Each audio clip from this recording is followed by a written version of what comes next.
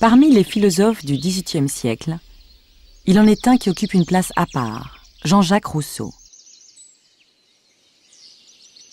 Au salon mondain, il préfère la vie simple des campagnes, la nature et souvent la solitude.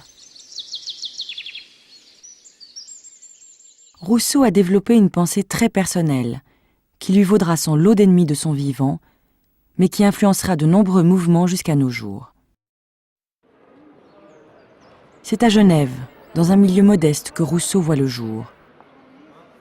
Orphelin dès sa naissance, apprenti artisan dans son jeune âge, Jean-Jacques Rousseau a essentiellement appris par lui-même. C'est par la musique que Rousseau va rencontrer les philosophes. Il est compositeur. Il a écrit des opéras et même inventé un nouveau système de notation de la musique.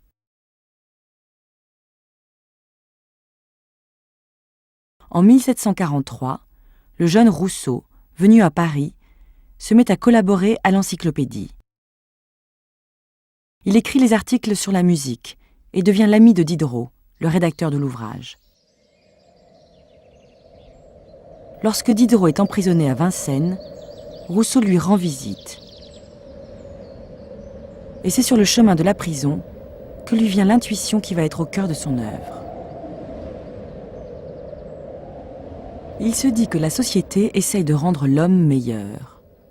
Pour cela, elle n'hésite pas à utiliser la contrainte parce qu'il faudrait éloigner l'être humain de sa nature qui serait mauvaise. Et si on faisait fausse route?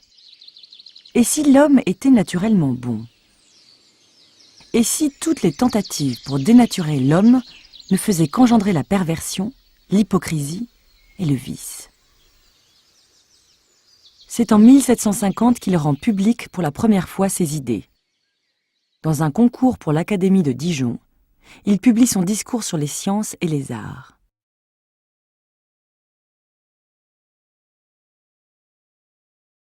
Rousseau projette tout simplement de créer une société radicalement différente. Un monde dans lequel l'homme retrouverait sa liberté et son bonheur originel. Pour réaliser cette utopie, il propose en 1761 le contrat social. Les hommes sont libres et égaux. Le peuple est souverain. Pour rendre possible la vie en société, les hommes acceptent de renoncer à une partie de leur liberté par des lois qui expriment la volonté générale. Le peuple garde toujours l'autorité suprême. Un peuple qui a le droit et même le devoir de refuser toute tyrannie. Pour que cette nouvelle société apporte le bonheur espéré, Rousseau sent bien qu'il faut former les citoyens, les préparer à assumer la liberté retrouvée. D'où la révolution éducative qu'il propose dans l'Émile. Les méthodes autoritaires qui ne visent qu'à dresser sont récusées. L'éducateur s'appuie sur le développement spontané de l'enfant, sur sa curiosité naturelle. Il faut orienter et non contraindre.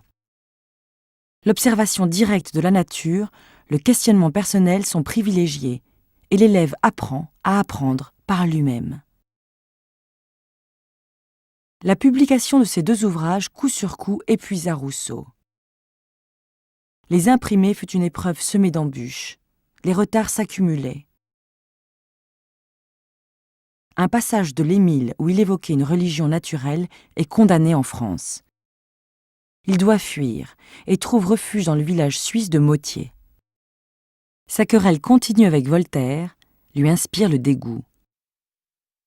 Sa vie sentimentale le déçoit. C'est près de cette cascade qu'il vient souvent trouver l'apaisement dans la solitude. Il commence alors une nouvelle vie d'écrivain. Après le philosophe, apparaît le poète qui explore sa vie et ses sentiments.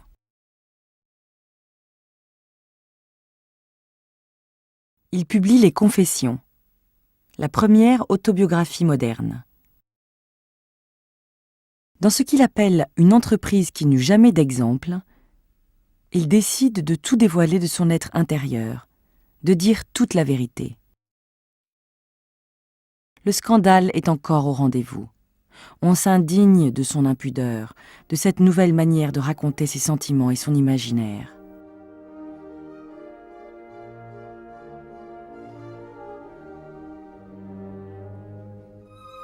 Me voici donc seul sur la terre. Ainsi commence son dernier ouvrage, Les rêveries du promeneur solitaire. Loin d'être désespéré, Rousseau semble ici pourtant apaisé. Ayant renoncé à tout, sauf aux plaisirs les plus simples, il décrit la profondeur de son contact avec la nature, les infinies subtilités que fait naître un paysage, ou l'ondulation de l'eau. En 1778, il meurt. Souvent incompris de son vivant, l'œuvre de Rousseau aura une immense répercussion. La Déclaration des droits de l'homme et du citoyen est inspirée par son contrat social. Mais l'apport le plus original de l'ancien petit apprenti de Genève est d'avoir replacé le bonheur humain, tel qu'il est vécu et ressenti, au centre de la philosophie.